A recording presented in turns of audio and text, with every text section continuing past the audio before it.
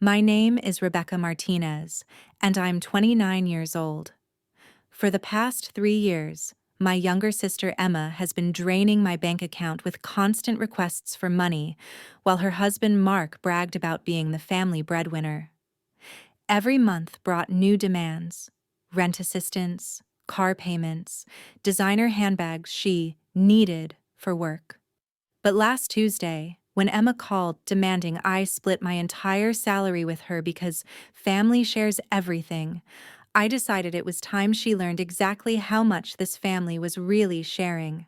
What happened next didn't just shock Emma and Mark, it revealed a financial reality that left my entire family speechless and changed our dynamic forever.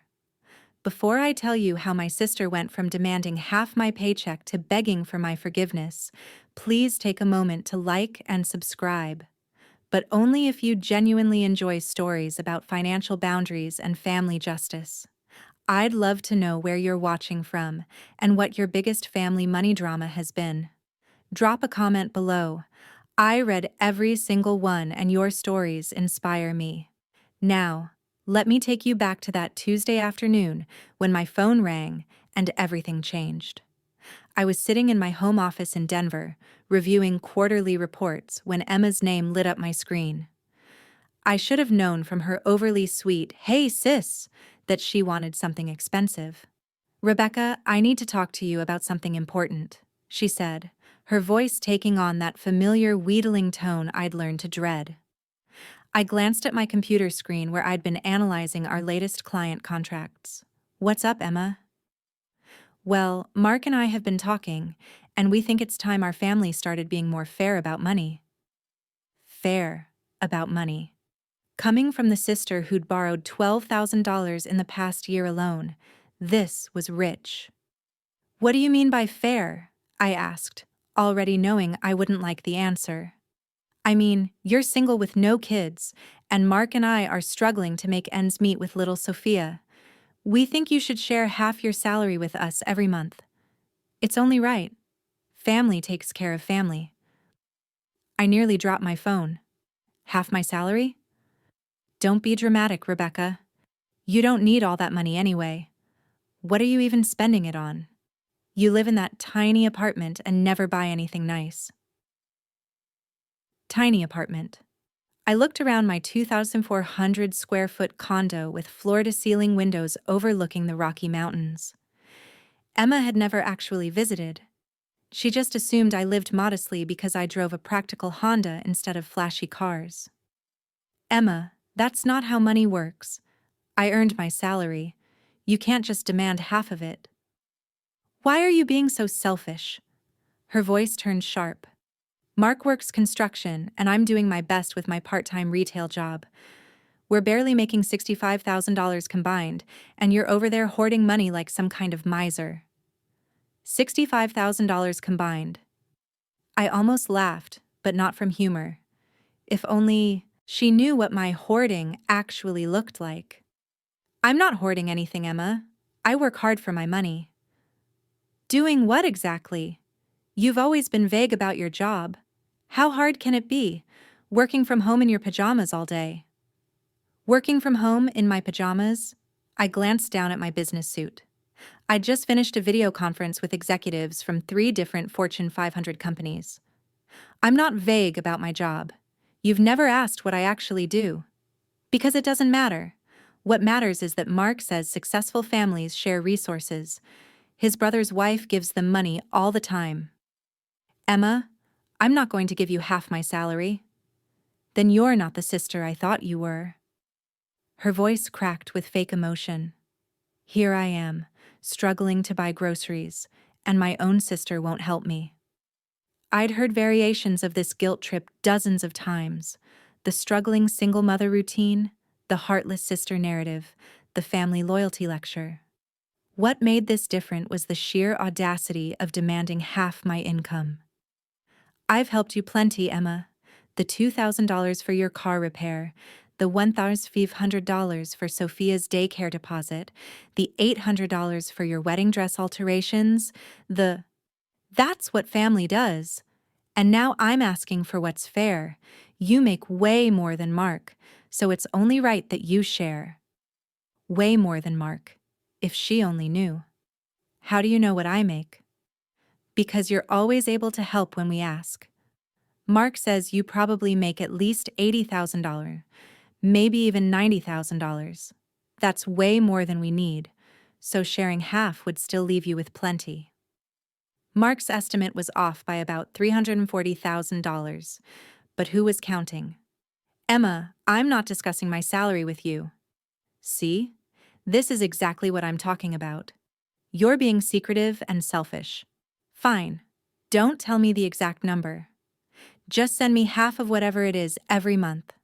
We'll call it the Family Support Fund. The Family Support Fund.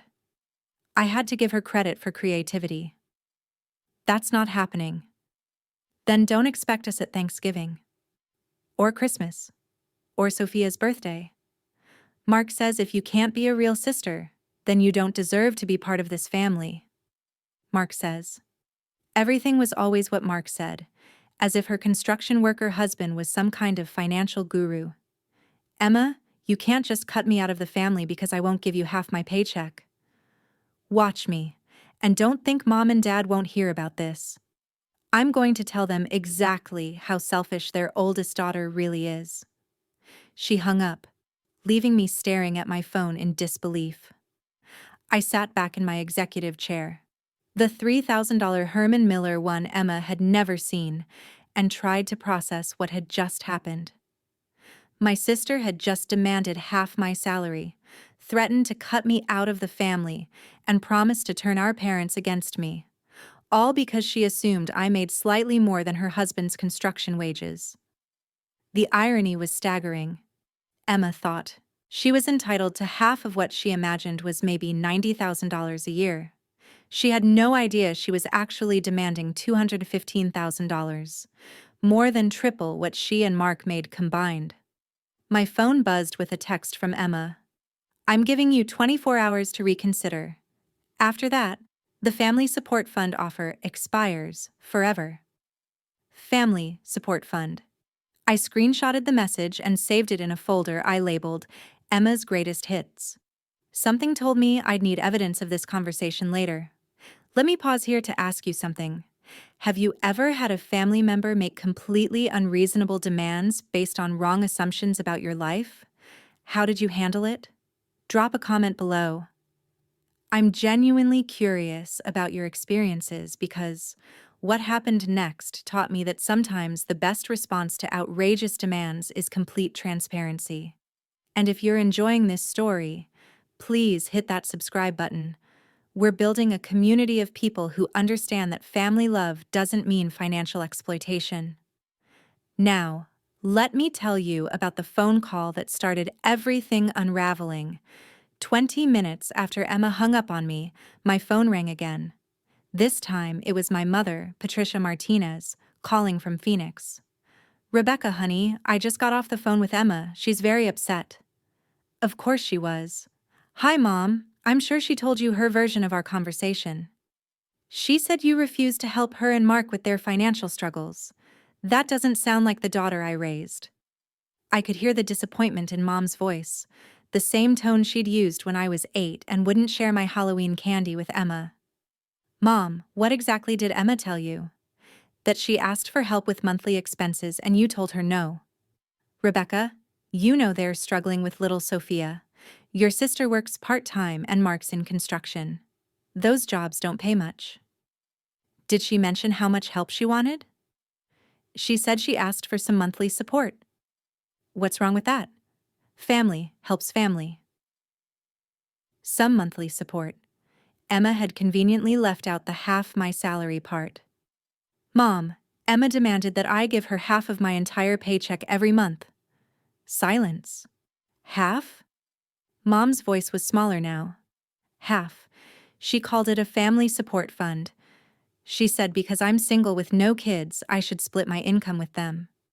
Well, that does seem like a lot, but honey, if you're doing well financially. Mom, has Emma ever asked about my job? About what I actually do for work? Another pause.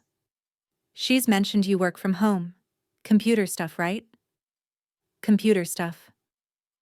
I looked at the 3 monitors on my desk displaying real-time analytics from 12 different investment portfolios I managed. Has she ever asked about my salary, my career, my company? Rebecca, we don't pry into those things. We just assume you're doing fine because you've always been independent. Independent. That was the family code word for successful, but we don't want to make Emma feel bad by acknowledging it. Mom, when was the last time anyone in the family asked about my life? My achievements? My actual circumstances? The silence stretched long enough that I thought the call had dropped. We talk about Emma's struggles more because she needs support, Mom finally said. You've always been the strong one who figured things out. The strong one who figured things out. Translation: the one we don't have to worry about, so we don't pay attention to. What if I told you Emma's assumptions about my finances are completely wrong? What do you mean? I took a deep breath. Mom, Emma thinks I make maybe $90,000 a year.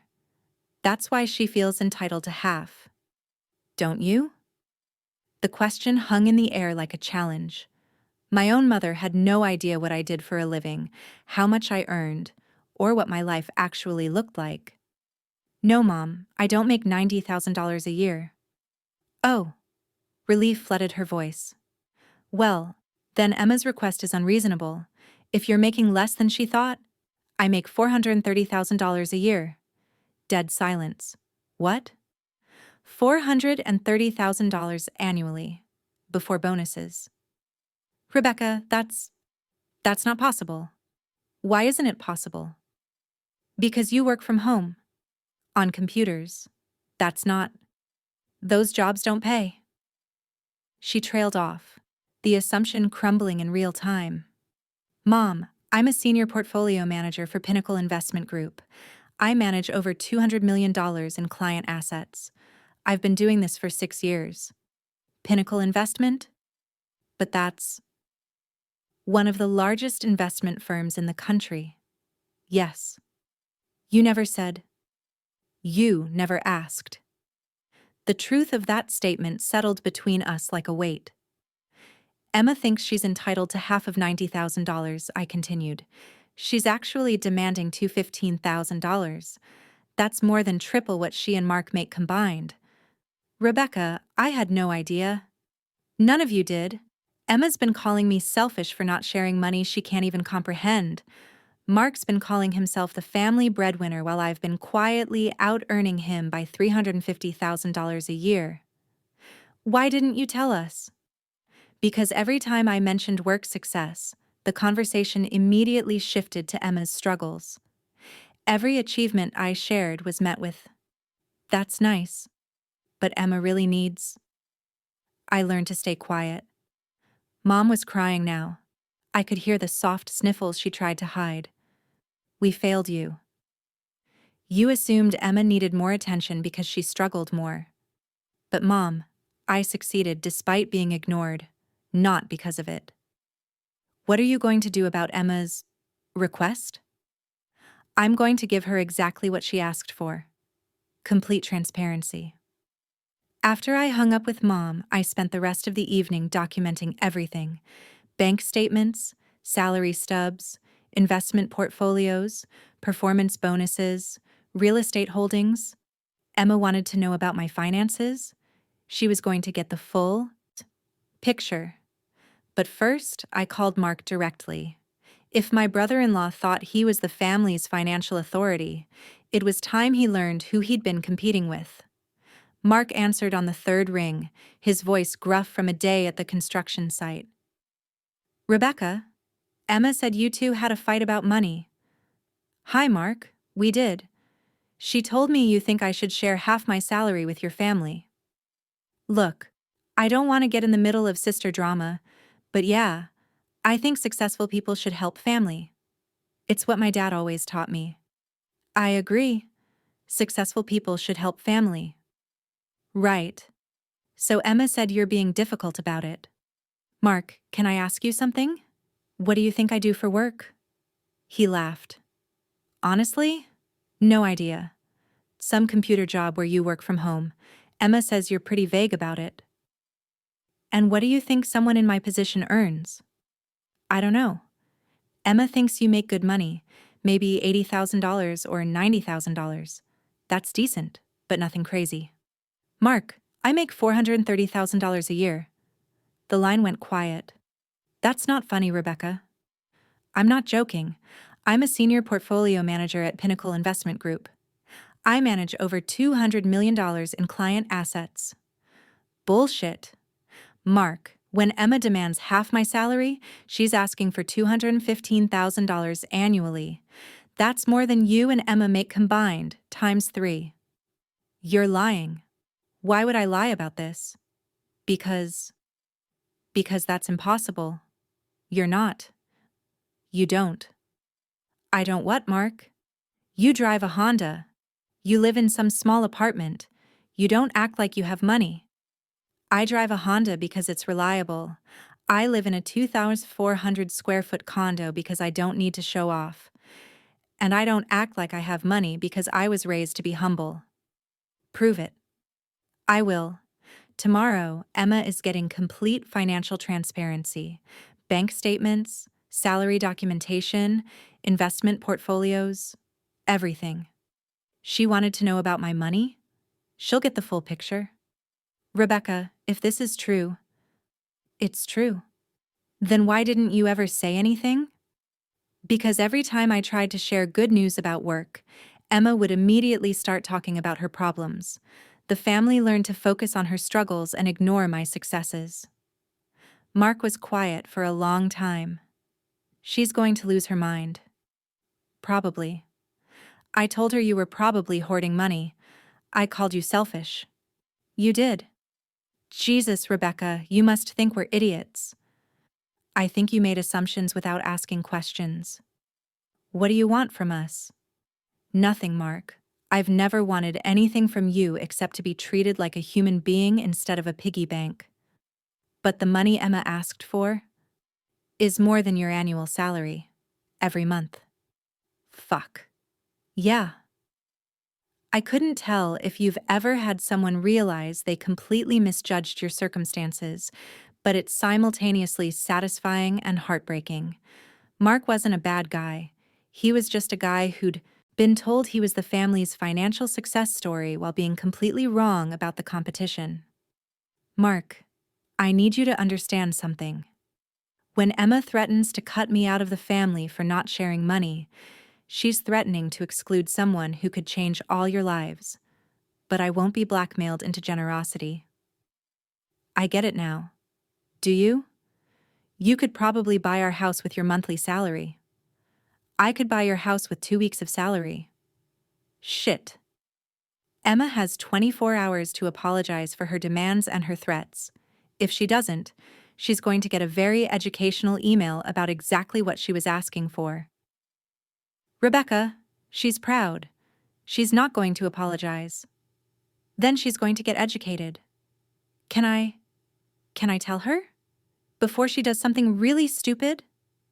She made her demands publicly, threatening family relationships. She can learn publicly too. I hung up and started preparing Emma's financial education. By the time I was done, she was going to understand exactly what family support really looked like. The next evening, exactly 24 hours after Emma's ultimatum, my phone hadn't rung with an apology. Instead, I'd received 2 more text messages doubling down on her demands and a group text to our parents explaining how selfish Rebecca was destroying the family over money. Time for transparency. I crafted an email with the subject line, Family Support Fund, Complete Financial Disclosure, and attached 12 documents. My most recent salary statement showing monthly gross income of $35,133. My investment portfolio summary showing current value of $1. $2 million. My savings account statements showing $180,000 in liquid assets. My condo purchase agreement showing I'd paid $650,000 cash. my company profit-sharing statement showing last year's bonus of $95,000, my tax returns for the past 3 years, screenshots of Emma's text messages demanding half my salary, a calculation showing that her family support fund would cost me $215,000 annually, a comparison chart showing this was 3 times her and Mark's combined income, documentation of the $12,000 I'd already given her in the past year, a timeline of every time I'd tried to share career successes only to be redirected to Emma's problems, a final note explaining that I'd built this success while being treated as the family's ATM. I sent it to Emma, Mark, and both our parents simultaneously. Then I turned off my phone and went to bed. By morning, I had 47 missed calls and 89 text messages. Emma's messages told the story of her emotional journey. 11:23 p.m. This is fake. These numbers are fake. 11:31 p.m. Mom and Dad don't believe this either. 11:47 p.m. Mark looked up your company. He says this could be real. 12:15 a.m. Why didn't you tell us you were rich? 12:22 a.m. This doesn't change anything. Rich people should share more. 12:33 a.m. Mom's crying. Are you happy now? 1:14 a.m. Dad wants to know why you lied to us about your job. 1:45 a.m. I never would have asked for so much if I knew. 2:08 a.m. Mark calculated it. You make more in 1 month than we make all year. 2:31 a.m. This isn't fair. How can you have all this money while we struggle? 3:17 a.m. Everyone at Mark's work is talking about how I asked my millionaire sister for money. 3:44 a.m. I'm embarrassed. Is that what you wanted? 4:02 a.m. Please call me. We need to talk. The last message, sent at 6:30 a.m., simply said, I'm sorry. My parents' messages were different but equally revealing. Dad, Rebecca, we had no idea. We need to talk about how this family communicates. Mom, I'm ashamed that we never asked about your life. Your success is incredible and we missed it completely. Mom again. Emma is devastated. Not about the money, about how wrong she was about you. Dad, can you come to Phoenix this weekend? We need a family meeting. But Mark's message was the most honest. Rebecca, I've been calling myself the family breadwinner for 3 years. I make $42,000 a year. You make more than 10 times that. I told Emma you were probably selfish with money. I told her successful family members should share. I was talking about someone I thought made $90K, not someone who makes almost $500,000. I don't know how to process this. Emma's been crying all night. Not because you won't give us money, but because she realizes she demanded $215,000 from her sister while calling her selfish for not sharing. We both feel like idiots. Can we start over? I sat in my home office, surrounded by the monitors and equipment that Emma had dismissed as computer stuff, and tried to decide how I felt about their reactions. Relief? Vindication? Sadness? All of the above. I called Emma first. She answered before the first ring finished. Rebecca, I'm so sorry. Her voice was raw from crying. Emma, what exactly are you sorry for? For demanding half your salary, for calling you selfish, for threatening to cut you out of the family, for never asking about your actual life. And for assuming you were hiding small amounts of money instead of realizing you were hiding massive success. Why do you think I hid it? She was quiet for a long time. Because every time you tried to tell us something good about work, I changed the subject to my problems. And because we made you feel like your success was somehow selfish when we were struggling.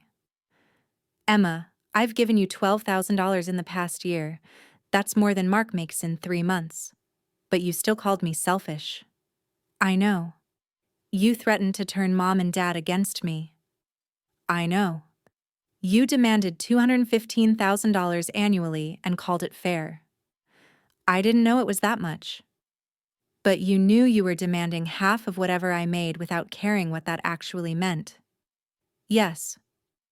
Emma, I love you, but I'm not your personal ATM. I know that now. Do you? Because you're still focusing on the money. The real issue is that you've never treated me like a person whose life mattered unless you needed something from me. That broke her. Oh God, Rebecca. You're right. I don't even know what you do all day. I don't know your friends, your hobbies, your dreams. I only call when I need money. When was the last time you asked how I was doing? I can't remember. When was the last time you visited my home? I've never been to your apartment. It's a condo, a 2,400 square foot condo with mountain views. I didn't know. Because you never asked. We sat in silence for several minutes. Rebecca, how do I fix this? You start by treating me like a sister instead of a bank account. Can you forgive me? I can. But Emma, the financial demands stop completely. No more emergency loans. No more guilt trips about helping family. No more assumptions about what I owe you. Okay. And you need to understand something. When you threatened to cut me out of the family over money, you revealed something ugly about how this family operates. What do you mean? You only value my presence when you need something from me. The moment I wouldn't give you two $15,000, I was dead to you. That's not true. Emma, your exact words were, "Don't expect us at Thanksgiving or Christmas or Sophia's birthday because I wouldn't fund your lifestyle." She started crying again. I was wrong. I was so wrong. Yes, you were. How do I prove that I love you for you, not for your money? By actually getting to know me, my real life, not the version you made up in your head. Will you let me try? I looked around my office, at the awards on the wall Emma had never seen, the photos from company events she'd never asked about, the evidence of a life she'd never bothered to learn about. Yes, Emma, but it starts with you being genuinely interested in my life, not just grateful for my money. I want to know everything: your job, your home, your friends. I want to know my sister. Then let's start over. I love you, Rebecca. I love you too, Emma. But I love me too. And I'm not going to set myself on fire to keep you warm anymore. After I hung up with Emma, I called our parents and agreed to come to Phoenix for the weekend. But I made it clear that we were going to have some difficult conversations about family dynamics and assumptions. The family meeting in Phoenix was unlike anything we'd ever had. For the first time in my adult life, the conversation centered around my life instead of Emma's problems. Dad started by apologizing for never asking about my career. I assumed you were doing fine because you never complained. I didn't realize that fine meant wildly successful. Mom was more emotional. Rebecca, I'm ashamed. I've spent 3 years worrying about Emma's finances while my other daughter was building an empire. How did we get this so wrong? Because Emma's struggles were visible and vocal, I explained. My success was quiet and private, but instead of being curious about my silence, you assumed it meant I had nothing worth discussing. Emma had driven down from Tucson with Mark and Sophia. Seeing my niece reminded me why this family was worth fighting for, even when the adults behaved badly. Uncle Rebecca! Sophia launched herself at me with the pure love only a 4-year-old can manage. Aunt Rebecca, Emma corrected gently. I know, Sophia grinned, but Uncle sounds cooler. At least someone in the family had their priorities straight. Mark was quieter than usual, clearly struggling with the revelation that he'd been wrong about everything. Rebecca, I owe you an apology, he said during dinner. I called you selfish while you were making more money in a month than I make in a year. I told Emma you should share because family helps family, but I had no idea what we were actually asking for. Mark, you weren't wrong about family helping family, but help should be offered, not demanded. And it should be based on actual circumstances, not assumptions. I told the guys at work about Emma's sister who makes almost $500,000 a year, he admitted. They want to know if you're hiring. For the first time in days, I laughed. Actually, we are. We're opening a Denver office and need construction project managers for our real estate division. Mark's eyes widened. Seriously? Seriously? But you'd have to qualify like everyone else. No family favors. I wouldn't want it any other way. Emma had been unusually quiet during dinner but finally spoke up during dessert. Rebecca, I need to ask you something and I want you to be completely honest. Okay. Do you resent us? For not knowing about your success? For assuming you were less than you are? I considered the question carefully. I resent being treated like an ATM. I resent having my achievements ignored while my struggles were assumed.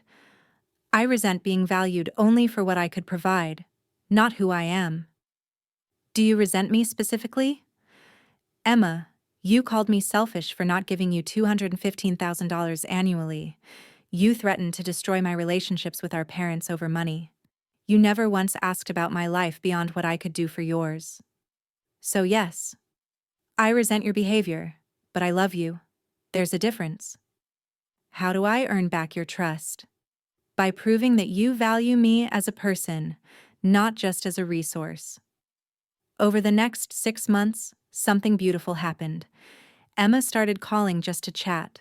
She asked about my work, my hobbies, my life. She visited my condo and was genuinely amazed by what I'd built. Rebecca, this place is incredible, she said, standing on my balcony looking at the mountain views. You really did build something amazing. Thank you. I'm proud of you. I should have said that years ago. Mark applied for the project manager position and, after a rigorous interview process, got the job. His salary doubled overnight, which reduced the financial pressure on their family significantly. Mom and Dad started including me in conversations about my career, asking about my clients and investments with genuine interest. But the biggest change was in family dynamics. No one assumed I was the family bank anymore. When Emma faced financial challenges, she explored other solutions before asking for help. And when she did ask, it was as a sister seeking support, not as someone demanding her due. The most important lesson came during Thanksgiving dinner 6 months later. As we sat around the table, Sophia asked, Aunt Rebecca, why didn't anyone know you were rich? Because sometimes people see what they expect to see instead of what's actually there, I explained. That's silly, she declared with 4-year-old wisdom. Yes, it is. Emma reached across the table and squeezed my hand. I'm sorry it took me so long to see you. I'm sorry I hid for so long. Are we good now? I looked around the table at my family, flawed, human, but learning. We're good. Dad raised his glass. To Rebecca, who succeeded despite us, not because of us. To family, I countered, who learns to do better. As we toasted, I realized something important. My sister hadn't just demanded half my salary, she'd demanded accountability for how this family treated success, failure, and each other. Sometimes the best gift someone can give you is forcing you to stand up for yourself. Let me end with this thought. Your worth isn't determined by how much you give others or how little you keep for yourself. Family love shouldn't require financial sacrifice, and generosity shouldn't be demanded. It should be offered. If my story resonated with you, please share it with someone who needs to hear that they're not obligated to fund other people's lifestyles, even family. Drop a comment about a time when you had to set financial boundaries with loved ones. Your story might help someone else find the courage to say no. And if you believe that success should be celebrated, not exploited, please subscribe. We're building a community of people who understand that loving your family doesn't mean bankrolling their decisions.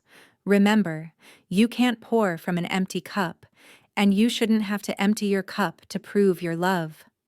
Until next time, this is Rebecca Martinez reminding you that family comes first, But that includes you too. Thanks for listening, and remember, know your worth, then protect it.